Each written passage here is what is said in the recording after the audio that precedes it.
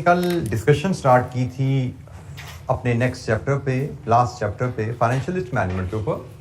और financial risk management के chapter में हमने फाइनेंशियल रिस्क क्या है, फाइनेंशियल रिस्क की टाइप्स क्या हैं, और मार्केट रिस्क, फाइनेंशियल रिस्क की टाइप्स में से मार्केट रिस्क क्या है, और मार्केट रिस्क में फिर फॉरेन एक्सचेंज रेट रिस्क, यहाँ पे हम आए थे।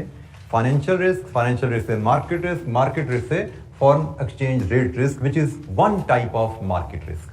हम फॉरेन एक्सचेंज रेट रिस्क पे आए, हमने आइडेंटिफाई किया फॉरेन एक्सचेंज रेट रिस्क है क्या, और बिफोर हमने कहा जिससे पहले कि हम रिस्क की डिटेल में जाएं और रिस्क मैनेजमेंट के टूल्स डिस्कस करें, हम फॉरेन एक्सचेंज रेट का मतलब थोड़ा समझ लें और फॉरेन एक्सचेंज बाय करना, सेल करना, इन ट्रांजैक्शंस को थोड़ा कैलकुलेट करना सीख लें।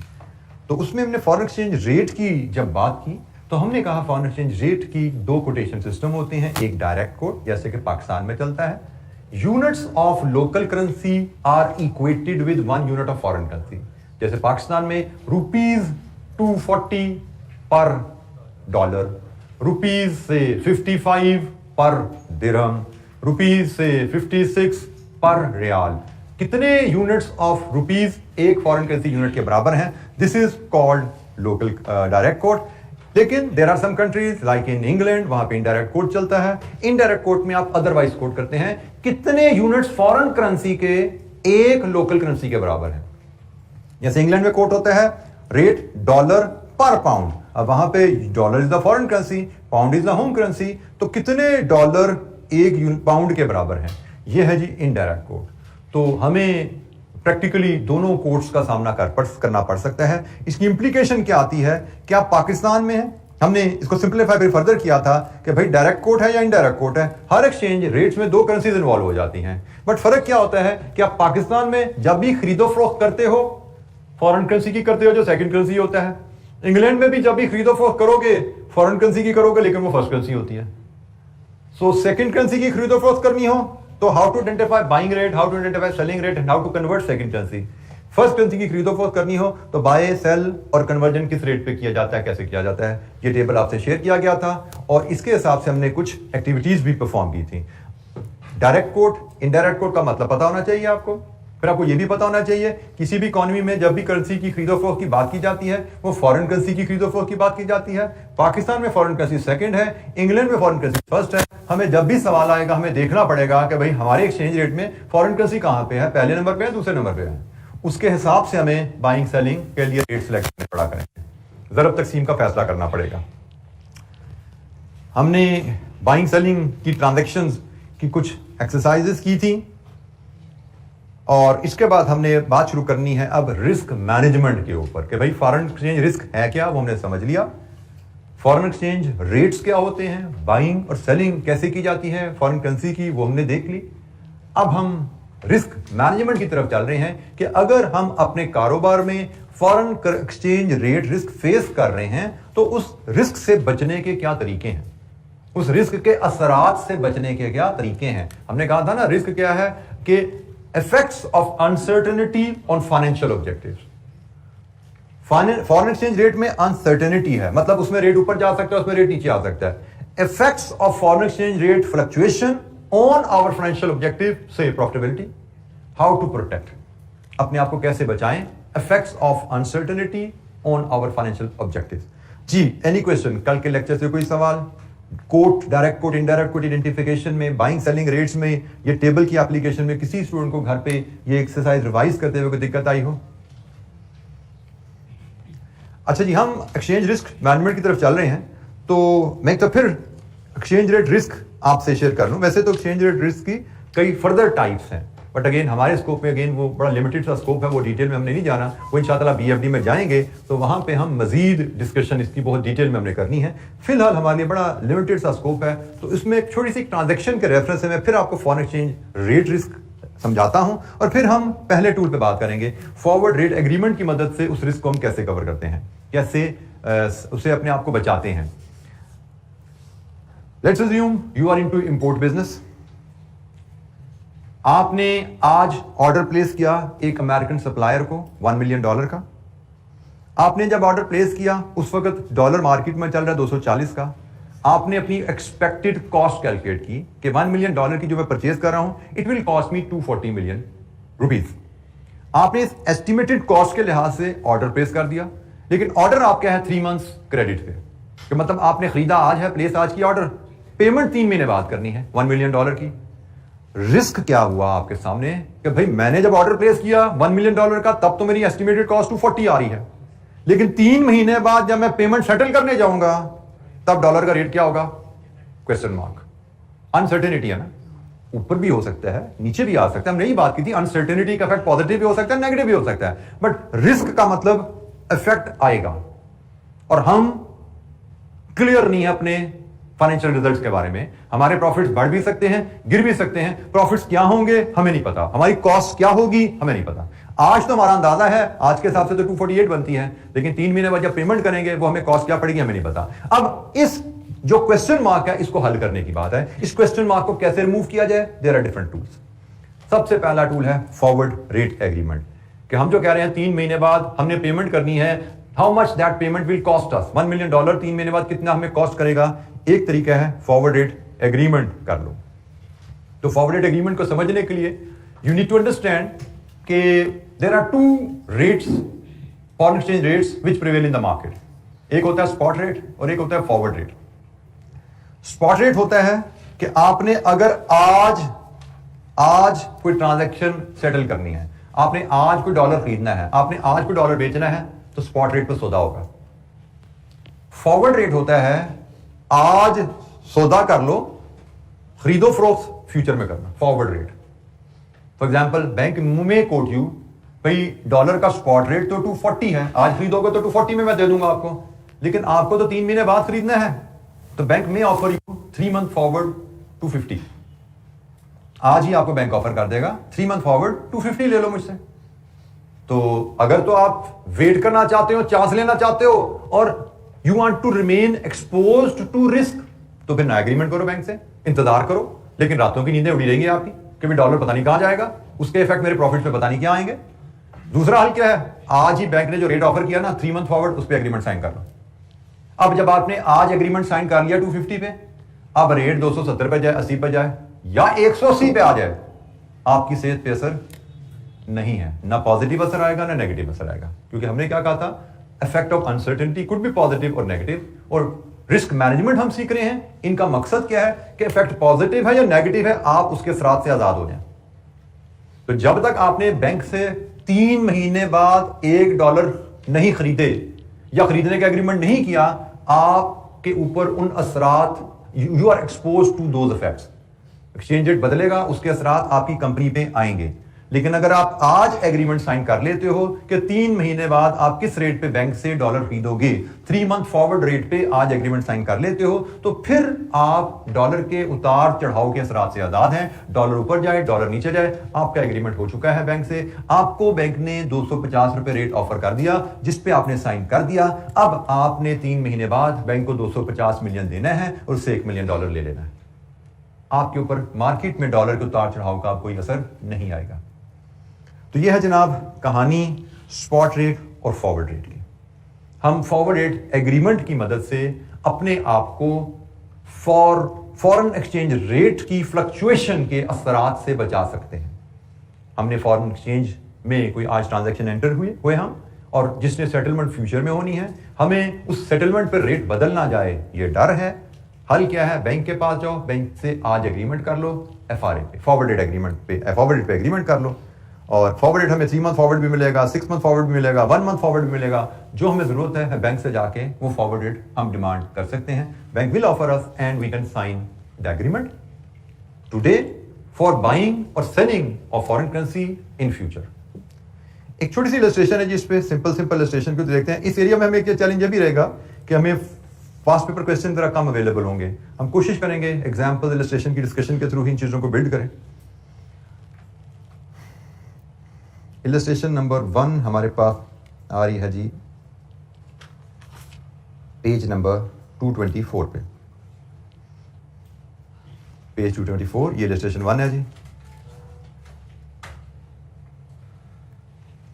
A Pakistani company has the following exposure to foreign currency. अब payment of $5 lakh due in 3 months, शायद कुछ इंपोर्ट की है जिसके अगेंस्ट $5 लाख की पेमेंट करनी है 3 महीने बाद। और receipt of 100 million yen in 4 month, कुछ हमने एक्सपोर्ट भी की है जिसके अगेंस्ट हमें 100 मिलियन येन आने हैं 4 महीने बाद। इट इज 1 सितंबर and the spot and forward rates are rupees per dollar, ये स्पॉट रेट है जी, रुपीज पर येन का स्पॉट रेट है। फिर फॉरवर्ड रेट्स अवेलेबल है, rupees dollar 3 month forward, rupees dollar 4 month forward, rupees yen 3 month forward, rupees yen 4 month forward. Required illustrate how Pakistani company should has its exposure using forward rate agreement. दोनों transaction को forward rate agreement से कैसे has, has का मतलब होता है अपने आप को बचाना, हैज का मतलब बाड़ लगाना, बाड़ इज यूज फॉर प्रोटेक्शन, ठीक है। तो कंपनी अपने आप को कैसे बचा सकती है एफआरए के थ्रू इस रिस्क से। रिस्क क्या है, फ्यूचर में रेट बदल ना जाए कहीं। अच्छा जी, पहले हम इस ट्रांजैक्शन की बात करें, पेमेंट करनी है। आज हमने इंपोर्ट की $5 लाख की, पेमेंट हमें 3 महीने बाद करनी है। हमें रिस्क है क्या, 3 महीने बाद हमें $5 लाख खरीदने हैं। 3 महीने तक अगर हम इंतजार करेंगे तो डॉलर का रेट पता नहीं कहां चला जाएगा। This is the question mark कि डॉलर का रेट बदलेगा, एज अ रिजल्ट $5 लाख की हमें कॉस्ट क्या पड़ेगी, क्वेश्चन मार्क। ये है risk, question mark is a risk कि भाई ऊपर जाए नीचे जाए हमें नहीं पता। फॉरवर्ड रेट एग्रीमेंट हमें क्या अपॉर्चुनिटी देता है, 3 महीने बाद डॉलर खरीदना है, फॉरवर्ड रेट अवेलेबल है 3 मंथ के, तो एग्रीमेंट कर लो, ठीक है। तो हमने कहा जी इलस्ट्रेशन 1 के तहत हम क्या करेंगे, हम illustration number 1, transaction number 1, FRA to buy $5 lakh in 3 months forward. अगर हम ये एग्रीमेंट कर लें तो हमारा रिस्क खत्म हो जाएगा। और एग्रीमेंट करने के लिए हमें रेट कौन सा लेना है, buy sell convert, second currency by high low multiply low high divide. अच्छा जी, अब हमने पहली बात 3 मंथ फॉरवर्ड पे जाना है। हमें 4 मंथ फॉरवर्ड भी अवेलेबल है रुपीज डॉलर का, हमें 3 मंथ फॉरवर्ड भी अवेलेबल है। हमें चूंकि 3 महीने बाद पेमेंट करनी है, हम 3 मंथ फॉरवर्ड पे जाएंगे। हमने डॉलर बाय करने हैं, डॉलर सेकंड करेंसी है, second currency we buy high and we multiply. 3 month forward में हाई रेट क्या है, 170.90। अगर हम एग्रीमेंट कर लें 170.90 पे तो हमारी ट्रांजैक्शन हमें पता है, रुपीज इन मिलियन में बता दो, 85.45 मिलियन, ये जी हमारी ट्रांजैक्शन। अगर हम आज एफआरए टू बाय करें 5 लाख 3 महीने में, इस रेट पे एग्रीमेंट हो जाएगा। और इस रेट पे एग्रीमेंट का मतलब हमें ट्रांजैक्शन की कॉस्ट पता लगी कि हमें 3 महीने बाद बैंक को इतने रुपए देने हैं, हमें $5 लाख मिल जाएंगे। अब रिस्क खत्म हो गया। The moment we sign this agreement there is no risk, मतलब अब डॉलर के उतार चढ़ाव का हमारे प्रॉफिट्स पे कोई असर नहीं आने वाला, क्योंकि हमारे प्रॉफिट्स अब इस फिगर पे लॉक हो चुके हैं। This is FRA. दूसरी ट्रांजैक्शन, 4 महीने बाद 100 मिलियन येन रिसीव होने हैं। हमने एक्सपोर्ट किया है, हमें 100 मिलियन फॉरेन करेंसी रिसीव होनी है, तो 4 महीने बाद हमें रिसीव होनी है। तो हमने तो फॉरेन करेंसी बेचनी होती है ना, हम फॉरेन करेंसी तो अपने पास नहीं रखते, हमने अपने सप्लायर की पेमेंटें, अपने एम्प्लॉइज की सैलरी, अपनी फैक्ट्री का रेंट रुपीज में देने होते हैं, तो हम फॉरेन करेंसी बेचते हैं। तो हमें डर क्या है कि 4 महीने बाद जब फॉरेन करेंसी आएगी रेट पता नहीं क्या होगा। हल क्या है, 4 मंथ फॉरवर्ड अवेलेबल है, हमें येन में 4 मंथ फॉरवर्ड अवेलेबल है। तो हम FRA to sell 100 million yen in 4 month forward कर लेते हैं। तो हमने yen is the second currency, second currency बेचनी है लो रेट पे, मल्टीप्लाई 4 मंथ फॉरवर्ड में लो रेट क्या है 1.73, as a result rupees 173 million. हमने आज एग्रीमेंट कर लिया और आज एग्रीमेंट के नतीजे में हमारी ये प्रोसीड्स लॉक हो गई कि हमने 4 महीने बैंक जब कस्टमर से 100 मिलियन आएंगे 4 महीने बाद बैंक के हवाले करेंगे और बैंक से 173 मिलियन रुपीस वसूल कर लेंगे। ठीक है, तो ये हमारा फॉरवर्ड रेट एग्रीमेंट की कहानी है कि अगर हमें फॉरवर्ड रेट्स अवेलेबल हैं तो हम अपने फॉरेन करेंसी रिसीवेबल्स और फॉरेन करेंसी पेएबल्स को एफआरए के थ्रू लॉक कर सकते हैं, क्योंकि हमें रिस्क यही होता है ना कि हमारे फॉरेन करेंसी रिसीवेबल और हमारे फॉरेन करेंसी पेएबल की वैल्यू बदल जाएगी एक्सचेंज रेट बदलने से। फॉरवर्ड रेट्स अवेलेबल हैं, हम आज एग्रीमेंट साइन करके उस वैल्यू को लॉक कर लेते हैं। जी बेटा, सर हम अपना रिस्क बैंक को ट्रांसफर कर रहे हैं? हम अपना रिस्क क्या बैंक को ट्रांसफर कर रहे हैं? The answer is no, bank never takes risk. Bank कभी रिस्क नहीं लेता, ये याद रखना। बिजनेसमैन रिस्क लेता है, बैंक्स रिस्क नहीं लेते।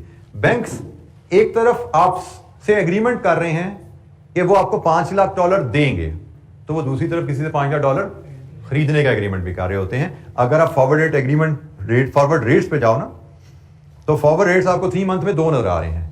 बैंक आपसे इस रेट पे एग्रीमेंट कर रहे हैं, तो किसी दूसरी पार्टी से इस रेट पे एग्रीमेंट कर रहे हैं। बैंक अपना सिर्फ ये जो डिफरेंस है ना, ये कमा रहा है। बैंक स्पॉट में भी डिफरेंस कमाता है, बैंक फॉरवर्ड में भी डिफरेंस कमाता है। बैंक रिस्क नहीं लेता, ठीक है। वो कोई और पार्टी ढूंढता है जिसने $5 लाख बेचने हैं, तो उससे वो $5 लाख खरीदने का एग्रीमेंट कर लेगा और आपको सेम टाइम पे $5 लाख बेचने का एग्रीमेंट कर लेगा। बैंक का कोई रिस्क नहीं है। उसने $5 लाख इधर से लेने हैं, आपको दे देने हैं। आपसे ये पैसे लेगा, इतने पैसे आगे ट्रांसफर कर देगा, जो डिफरेंस कमा लेगा अपना। बैंक हमेशा अपना जो मुनाफा है बाइंग और सेलिंग रेट का, वो मुनाफा कमाता है। बैंक कभी रिस्क नहीं लेता। जी बेटा, फॉरवर्ड रेट्स कैसे निकाले जाते हैं, मैं यहां पे फिर बात कर दूं। फॉरवर्ड रेट कैसे आए, इसमें बैंक का रिस्क तो नहीं है। बैंक ने तो किसी से 170 या 45 पे खरीदने का एग्रीमेंट किया, बैंक ने आपको 170 या 90 पे बेचने का एग्रीमेंट किया, ठीक है। बैंक का रिस्क इसमें नहीं है। अब कोई रेट गलत है, सही है, एग्रीमेंट हो गया ना, ऑनर होगा, ठीक है। अब ये एक अलग सवाल है कि ये रेट डिटर्मिन कैसे किए जाते हैं, ठीक है। वो देयर आर मेनी फैक्टर्स जिन पे फॉरेन एक्सचेंज रेट्स की मूवमेंट डिपेंड करती है। मैं 2 फैक्टर्स आपसे शेयर कर लेता हूं, बाकी बीएफडी में जाएंगे, उस पर बात होगी। इवन इनकी कैलकुलेशन भी हमारे स्कोप में आ जाती है। फॉरवर्ड रेट की एस्टिमेशन, फोरकास्टिंग, वो भी हमारे स्कोप में आती है, लेकिन बीएफडी में फिलहाल मैं आपको सिर्फ ये बता देता हूं कि 2 कंट्रीज के दरमियान गोइंग फॉरवर्ड एक्सचेंज रेट कैसे मूव करेंगे। फॉर एग्जांपल, पाकिस्तान का और अमेरिका का एक्सचेंज रेट रूपी डॉलर गोइंग फॉरवर्ड किस डायरेक्शन में मूव करेगा। Factor number 1, expected growth of their respective economies. Pakistan की इकोनॉमी किस रेट से ग्रो करती नजर आ रही है, एक्सपेक्टेड क्या है इसमें ग्रोथ, से इट इज 5%। अमेरिका की इकोनॉमी की एक्सपेक्टेड ग्रोथ क्या है, से इट इज 7%। जिस कंट्री की इकोनॉमी ज्यादा ग्रो करती है, उस कंट्री की करेंसी स्ट्रांग होती है। So Pakistan versus America, American economy is expected to grow faster, so American dollar expected to grow stronger against Pakistani rupee. This is one factor, forecast किया जाता है। Another factor, inflation. इन्फ्लेशन की definition आपको याद होनी चाहिए, it is rise in prices और alternatively it is fall in value of money.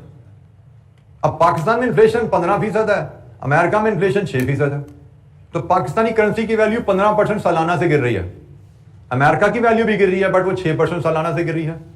तो इन रिलेशन टू डॉलर रूपी, डॉलर विल गेट स्ट्रॉन्गर। तो गिर दोनों ही रहे हैं, लेकिन एक ज्यादा गिर रहा है, कम गिर रहा है, तो फासला बढ़ता जा रहा है। मुझे भी याद है कुछ साल पहले, बड़ी एक तो अमेरिका पे काफी पुरानी बात है, मैं बीएफडी की क्लास ले रहा था, उसको सारी पता इस कैफ लेवल पे रिस्क मैनेजमेंट नहीं होता था। तो बड़ी ह्यू एंड क्राइम मची थी दुनिया में, अमेरिका की इकॉनमी तबाह हो गई, अमेरिका की इकॉनमी पता नहीं वहां पे क्रेडिट क्रंच का बबल फटा था, जिसके से बहुत बुरे वहां पे इश्यूज आ गए थे। बैंक्स डिफॉल्ट हो रहे थे, गवर्नमेंट को सपोर्ट देनी पड़ती थी। 15-18 साल पुरानी बात है। तो इसी तरह बीएफडी की क्लास में था, यही बात हुई कि मैंने जैसे आपको कहा एक्सपेक्टेड स्टेट ऑफ इकोनॉमी, किसी बच्चे ने कहा जी अमेरिकन इकोनॉमी तो तबाह हो जा रही है, हम रोज अखबार में पढ़ रहे हैं, टीवी पे आ रहा है, फिर भी डॉलर महंगा हो रहा है। तो मैंने कहा भाई इससे अंदाजा लगा लो पाकिस्तानी इकोनॉमी के साथ क्या हो रहा है, ठीक है ना। वो अगर तबाह हो रही है, इसके बावजूद डॉलर महंगा हो रहा है, तो इसका मतलब पाकिस्तानी इकोनॉमी उससे भी ज्यादा रेट से नीचे जा रही है। Expected rate of growth in economy, that determines going forward आपके 2 करेंसीज के रेट कैसे चलेंगे। 2 करेंसीज की इकोनॉमीज कंपेयर कर लो, 2 करेंसीज की इन्फ्लेशन कंपेयर कर लो, आपको आइडिया हो जाता है। कैलकुलेशन बाद में करेंगे हम, ये फॉरवर्ड रेट कैसे कैलकुलेट किया जाता है। जी, एनी क्वेश्चन, कोई सवाल। फॉरवर्ड रेट की एक बेसिक सी एक्टिविटी हमने देखी। अच्छा जी, एक स्टेप थोड़ा और आगे चलते हैं। हमें इस इलस्ट्रेशन में तो स्पॉट रेट और फॉरवर्ड रेट दे दिए गए थे। फॉरवर्ड रेट के बारे में कहा जाता है कि forward rates are quoted at either discount और premium. Forward rates are set to be quoted at premium when foreign currency is expected to get stronger. Forward rates are set to be quoted at discount when foreign currency is expected to get weak. जैसे मैं इसी example पे ले आऊं, आप इस data को पढ़ते हो स्पॉट को फॉरवर्ड से कंपेयर कर रहे हो तो आपको क्या नजर आ रहा है? डॉलर महंगा हो रहा है या सस्ता हो रहा है? डॉलर महंगा हो रहा है। डॉलर महंगा हो रहा है तो हम कहते हैं जी, इस केस को हम कहते हैं dollar is coated at premium. Dollar is coated at premium in forward. अगर फॉरेन करेंसी महंगी हो रही है तो हम कहते हैं कि फॉरेन करेंसी प्रीमियम पे कोट हो रही है फॉरवर्ड में, एंड वाइस वर्सा। अगर यही रेट हमें दिया जाता 169.90 और से 170.10, अगर हमें इस स्पॉट के मुकाबले में फॉरवर्ड रेट ये दिया जाता तो हमें लग रहा है भी 3 महीने में डॉलर तो सस्ता होता नजर आ रहा है, तो हम कहते हैं dollar is coated at discount in forward market. Dollar forward market में डिस्काउंट पे कोट हो रहा है। तो फॉरेन करेंसी स्ट्रांग होने की उम्मीद है तो फॉरेन करेंसी फॉरवर्ड में प्रीमियम पे कोट होगी। फॉरेन करेंसी वीक होने की उम्मीद है तो फॉरेन करेंसी फॉरवर्ड में डिस्काउंट पे कोट होगी। अच्छा, अब यहां पे बाज़ का एग्जामिनर करता क्या है कि हमें फॉरवर्ड रेट नहीं देता, हमें बता देता है ये स्पॉट है और 3 मंथ प्रीमियम, 3 मंथ डिस्काउंट, हमें प्रीमियम या डिस्काउंट दे देता है। तो फिर हमें फॉरवर्ड रेट एक स्टेप से निकालना पड़ता है। Spot rate adjusted for premium और डिस्काउंट, फॉरवर्ड रेट आता है, फिर एग्रीमेंट होगा। ठीक है, अगर तो फॉरवर्ड अवेलेबल है, डायरेक्ट एग्रीमेंट हमने लिख दिया था। अगर स्पॉट के साथ प्रीमियम या डिस्काउंट अवेलेबल है तो पहले एक स्टेप आएगा, फॉरवर्ड रेट डिटरमिन करो, फिर एग्रीमेंट करो। ठीक हो?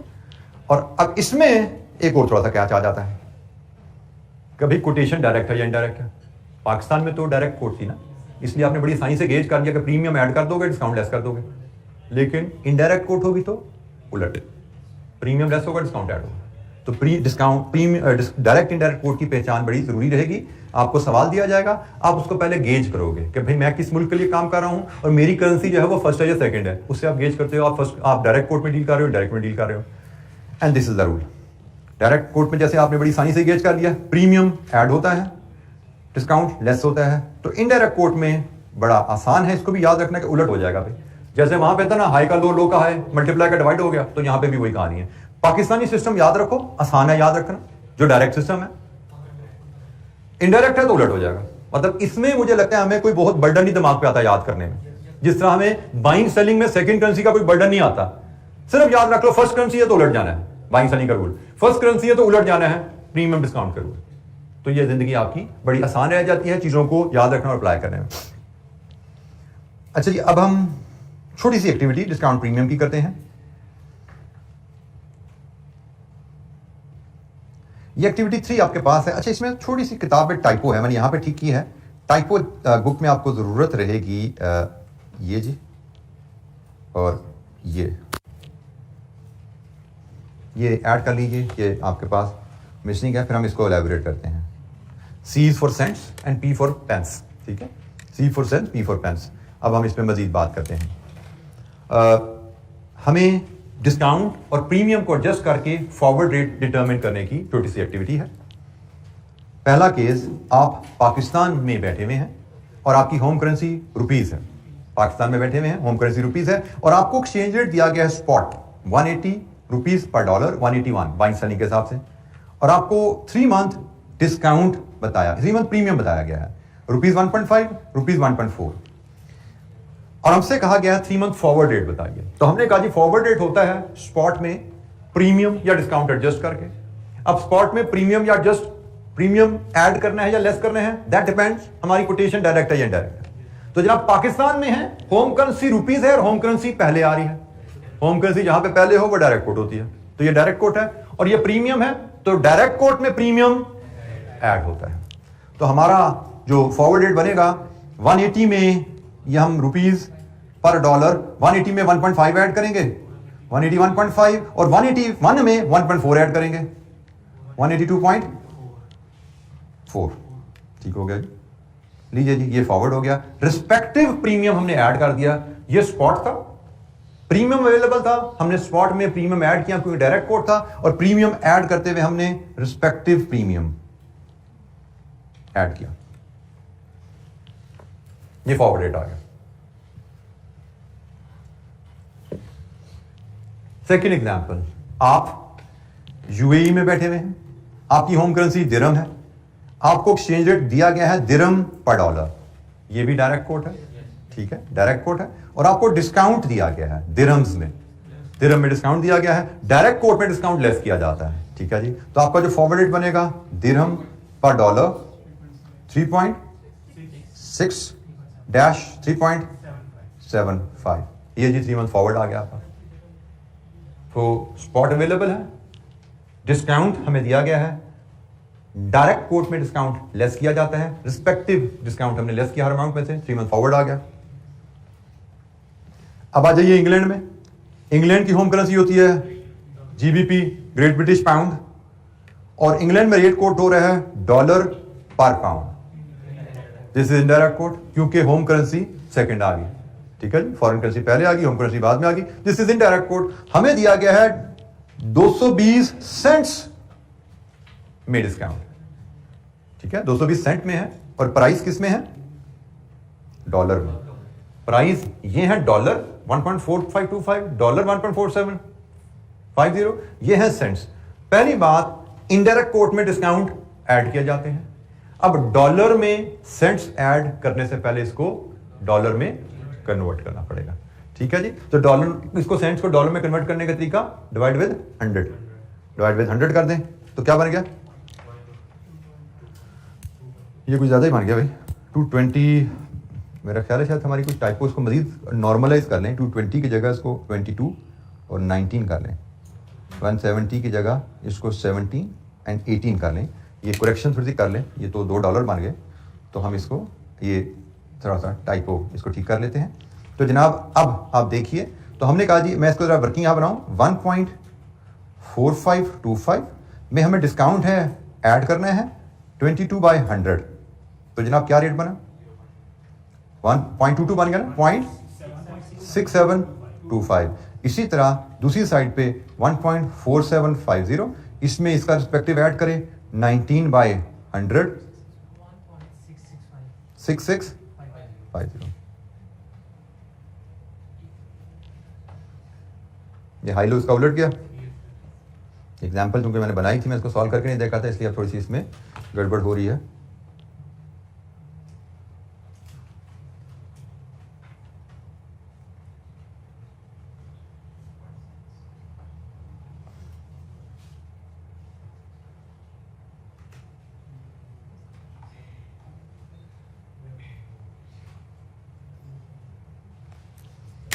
दरअसल फिलहाल हमारा वो स्कोप नहीं है, हमने इसको देख लिया एडजस्ट कैसे करना है। डिस्काउंट है तो डिस्काउंट हमने ऐड करना है, ये हमारे पास रेट आ जाते हैं, हाई लो बदल गया कोई बात नहीं, इससे मैटर नहीं करता, हमारे ये अब फॉरवर्ड रेट बन गए हैं, असूल में बदलना नहीं चाहिए था, मैथमेटिकली थोड़ी सी हमसे एरर हुई है क्वेश्चन सेट करने में, कोई इशू नहीं। प्रिंसिपल हमने चेक कर लिया कि इनडायरेक्ट कोट में डिस्काउंट ऐड होगा, और ये भी इनडायरेक्ट कोट की कहानी है। ये क्या कहानी है जी, इसमें फ्रांस आपका कंट्री है, यूरो आपकी करेंसी है, और जीबीपी पर euro indirect coat, home currency second में आ रही है, इनडायरेक्ट कोट है, और ये प्रीमियम अवेलेबल है। यहाँ पे ये पाउंड्स हैं और यहाँ पे ये पेंस हैं, इनको हमें एडजस्ट करना पड़ेगा। इनडायरेक्ट कोट में प्रीमियम लेस किया जाता है, तो 1.2130 माइनस 17/100, 0.433, और यहाँ पे जीरो बिल्कुल ठीक है, 1.2275 माइनस 18/100, 75। लीजिए जी, ये हम कैसे स्पॉट रेट में डिस्काउंट या प्रीमियम को एडजस्ट करके फॉरवर्ड रेट पे जाते हैं। जी एनी क्वेश्चन, कोई सवाल? हमें एग्जाम में ये भी एक्टिविटी दी जा सकती है।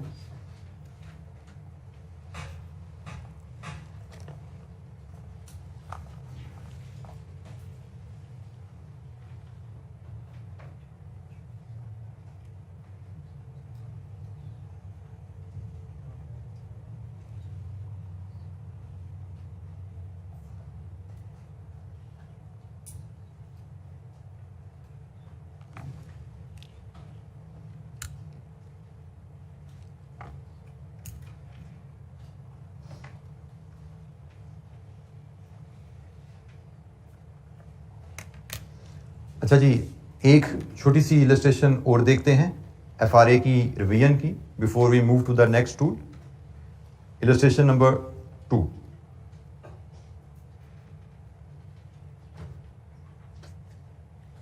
इलस्ट्रेशन नंबर 2 पेज 225 पे हमारे पास ये जी। अच्छा जी, इसमें भी छोटी सी मैं करेक्शन आपको मार्क करवा दूं। इसको आप 2.4 ले लीजिए, इसको 2.31 ले लीजिए, ठीक है। 2.4 एंड 2.31 सेंट्स प्रीमियम में है, ठीक है जी। A company expects to receive $75,000 in 6 months from a US customer and it wishes to hedge the exposure to currency risk by arranging forward agreement. The following rates are available. Spot rate dollar pound, UK company की बात हो रही है, dollar पर pound spot rates क्या है, और 6 month forward में प्रीमियम क्या है required. Calculate expected proceeds that UK company can secure with the help of FRA. अगर कंपनी एफआरए करे तो उसकी एक्सपेक्टेड प्रोसीड्स क्या रहेगी। अच्छा जी, यूके कंपनी को 6 महीने बाद $75,000 रिसीव होने हैं। इसका मतलब यूके कंपनी को फॉरवर्ड एग्रीमेंट करना है टू सेल $75,000, ऐसे ही है। तो हमने कहा जी हमें करना पड़ेगा illustration number 2, FRA to sell $75,000 in 6 months forward. अब 6 मंथ फॉरवर्ड का रेट क्या होगा। हमने डॉलर फर्स्ट करेंसी बेचनी है, टेबल सामने आ जी आपके, फर्स्ट करेंसी बेचनी है, लो रेट डिवाइड। तो जनाब 75,000 को डिवाइड करना है। पहली बात लो रेट पे जाते हैं तो स्पॉट का लो रेट हमें अवेलेबल है 1.7530, बट ये स्पॉट का है। हमें तो सॉरी फर्स्ट करेंसी सेल करनी है, बिल्कुल ठीक है जी, high rate. First currency sell करनी है हाई रेट, ठीक है जी। मैंने कहा था गलती हो जाती है हमसे अगर हम इसको एक्यूरेटली फॉलो नहीं करेंगे। फर्स्ट करेंसी सेल करनी है हाई रेट 1.7540, डिवीजन है 1.7940, ये स्पॉट है। अब इसमें प्रीमियम एडजस्ट करना है। कोड डायरेक्ट है इनडायरेक्ट है, दिस इज इनडायरेक्ट कोड, ठीक है, क्योंकि हमारा रेट है ये डॉलर्स पर पाउंड, ठीक है, और हम यूके कंपनी के लिए काम कर रहे हैं। पाउंड सेकंड करेंसी है, जहां पे होम करेंसी सेकंड होती है वो इनडायरेक्ट कोट होती है, और इनडायरेक्ट कोट में प्रीमियम लेस किया जाता है, ठीक हो गया। तो जनाब इसमें से अब फॉरवर्ड रेट बनाने के लिए प्रीमियम लेस करेंगे। 1.7540 का रिस्पेक्टिव प्रीमियम है 2.31/100, इसको भी डॉलर में ले जाओगे। तो जनाब क्या बनता है फॉरवर्ड रेट 1.709 लीजिए जी। ये है फॉरवर्ड रेट, ये है आपकी अमाउंट, ये है आपका साइन। तो एक्सपेक्टेड प्रोसीड्स बना लीजिए। एक्सपेक्टेड प्रोसीड्स आपकी एफआरए के थ्रू चलेंगे, आपको कितने पैसे मिलने वाले हैं। $75,000 इनटू दिस एक्सचेंज रेट, कितने पाउंड मिलने वाले हैं।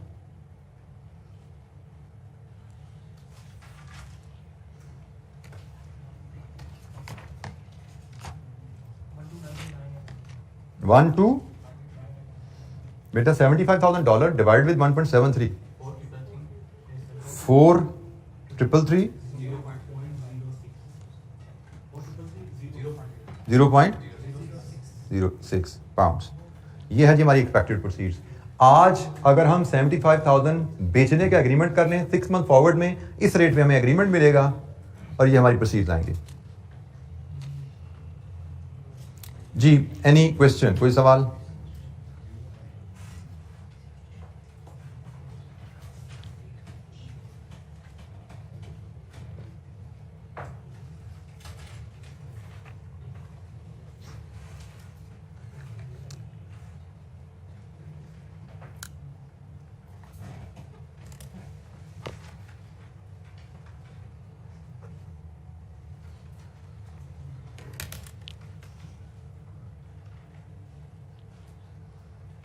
जी कोई सवाल यहाँ पे।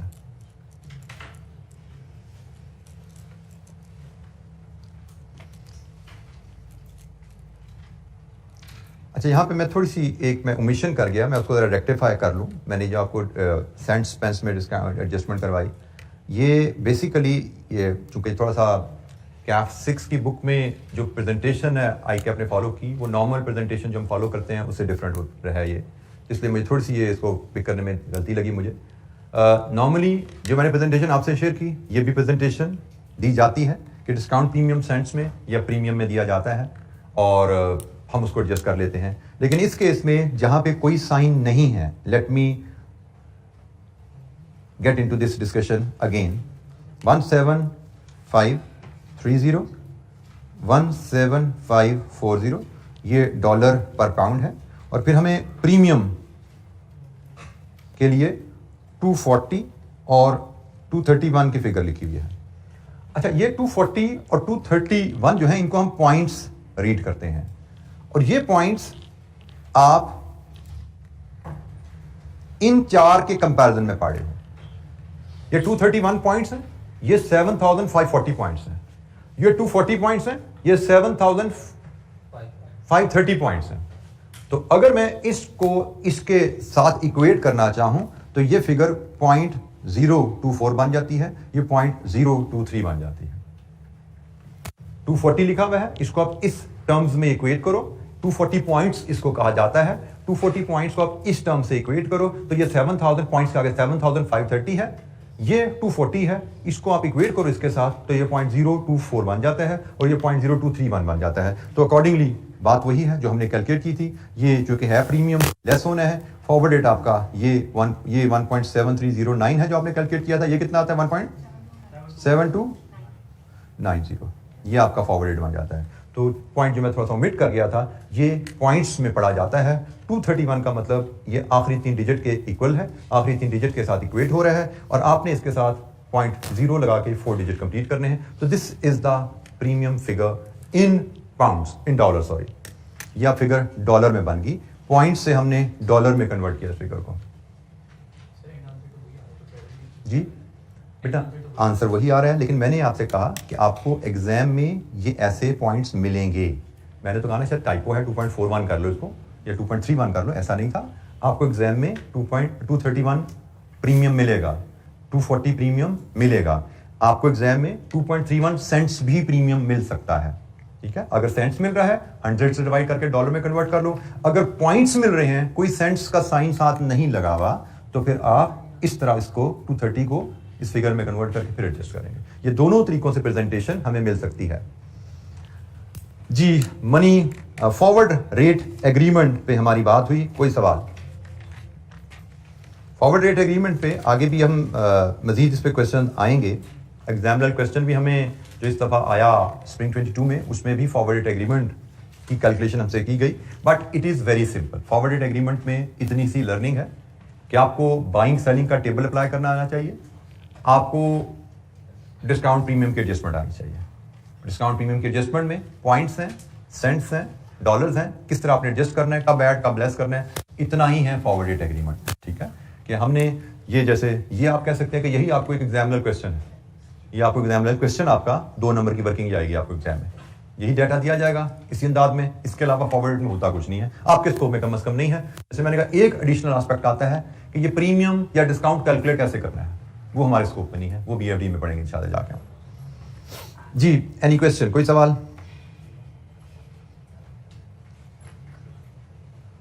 अच्छा जी, इसका जो नेक्स्ट टूल है उससे हम थोड़ा सा इंट्रोडक्शन ले लेते हैं। कैलकुलेशन इसकी इंशाल्लाह हम कल देखेंगे। मनी मार्केट है, ये भी हमारे एग्जाम में इस दफा आया था, एक FRA और एक मनी मार्केट, दोनों टूल्स की कैलकुलेशन हमारे एग्जाम में आई थी। मनी मार्केट हेज या टूल, प्रोटेक्शन का टूल कैसे काम करता है, उससे पहले हमें मनी मार्केट का मतलब समझने की जरूरत है। There are 2 types of market, you should be familiar with those by now. एक कैपिटल मार्केट, एक मनी मार्केट। कैपिटल मार्केट से मुराद होती है stock exchange. It is a market where you can invest और raise finance for the long term. Capital market में आप debenture issue करते हो, कैपिटल मार्केट में आप शेयर्स इशू करते हो लॉन्ग टर्म फाइनेंस रेज करने के लिए। कैपिटल मार्केट में एज एन ऑर्डिनरी इन्वेस्टर आप शेयर्स भी बाय करते हो, आप डिबेंचर भी बाय करते हो। तो आप ऑर्डिनरी इन्वेस्टर वहां पे लॉन्ग टर्म पैसा इन्वेस्ट भी कर रहा है और कंपनी वहां से लॉन्ग टर्म फाइनेंस रेज भी कर रही है। So capital market. Money market, banks. Money market से हमारा बैंक्स है वेयर यू कैन इन्वेस्ट और borrow for the short term. Short term पैसा चाहिए, बैंक से उधार ले लो। शॉर्ट टर्म इन्वेस्टमेंट करनी है, बैंक में डिपॉजिट रखवा दो। सो मनी मार्केट और कैपिटल मार्केट क्या है? अब हम पढ़ने जा रहे हैं money market hedge. Money market hedge से क्या मुराद है? It is created using a short-term deposit and a short-term loan. Foreign currency risk है, उसको किस तरह हम एक शॉर्ट टर्म डिपॉजिट और एक शॉर्ट टर्म लोन, दो मनी मार्केट ट्रांजैक्शन के थ्रू हम कैसे हेज करते हैं। एफआरए में हमने एक एग्रीमेंट के थ्रू रिस्क कवर किया, मनी मार्केट में हम 2 ट्रांजैक्शंस के थ्रू ये रिस्क कवर कर सकते हैं। ऑप्शन है, एफआरए करना है वो कर लेना, मनी मार्केट करना है वो कर लेना। बाज़ का आपको एफआरए अवेलेबल ही नहीं होता, मनी मार्केट करना पड़ता है। बाज़ का मनी मार्केट अवेलेबल नहीं होता, एफआरए करना पड़ता है। बाज़ का दोनों अवेलेबल होते हैं, आप देखते हो अच्छा क्या है, मेरे लिए बेहतर क्या है, उस एग्रीमेंट करोगे। तो हम मनी मार्केट को हम नेक्स्ट डिस्कस करेंगे कि एक शॉर्ट टर्म लोन और एक शॉर्ट टर्म डिपॉजिट, इन 2 मनी मार्केट ट्रांजैक्शंस की मदद से हम फॉरेन करेंसी रिस्क को कैसे हेज कर सकते हैं। हम 1 बाय 1 डिस्कस करेंगे। फॉरेन करेंसी पेमेंट की हेजिंग का तरीका, डिपॉजिट और लोन से क्या है, फॉरेन करेंसी रिसीट की हेजिंग का तरीका, डिपॉजिट और लोन की मदद से क्या है। कल हम मनी मार्केट हेज की डिस्कशन करेंगे, उसकी जब इलस्ट्रेशन कर रहे होंगे ना, तो पहली इलस्ट्रेशन के बाद अगली इलस्ट्रेशन में 7 एफआरए की रिवीजन भी हमारी आएगी। ठीक है, मनी मार्केट और एफआरए दोनों यहां पे आएंगे। तो हमारी कोशिश होगी कल हम ये मनी मार्केट भी कंप्लीट करें और इसके साथ एफआरए की भी रिवीजन्स को हम यहाँ पे टच कर सकें इंशाअल्लाह। तो आज के लिए हम बात यहीं पे कंप्लीट करते हैं, कल इंशाअल्लाह डिस्कशन को आगे लेके चलेंगे। थैंक यू, अस्सलाम वालेकुम।